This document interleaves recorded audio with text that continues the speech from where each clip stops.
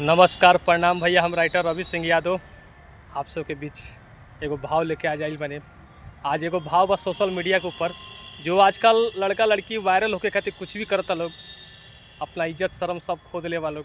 तो आज उन लोग के कुछ एगो भाव प्रस्तुत करते हैं उन लोग के ऊपर कि जो आजकल लड़की लोग चाहे लड़का लोग जो भी लोग बड़ा सोशल मीडिया पर वायरल होके खातिर इंस्टाग्राम पर वीडियो बनाओ जा लोग क्या कहते जा। गजबे सोशल मीडिया पे मचल बा हंगामा, देखी दंगे बहानी छौड़िन के डरामा।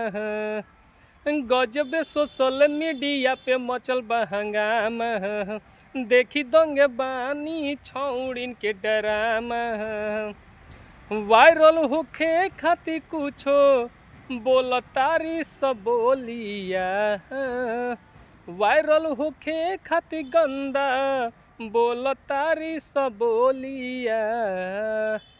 आउ का करते सब कौनो देखावतिया खोल के चढ़ी, कौनो खोलतिया चोलिया, कौनो खोल के देखावतिया चढ़ी, कौनो खोलतिया चोलिया।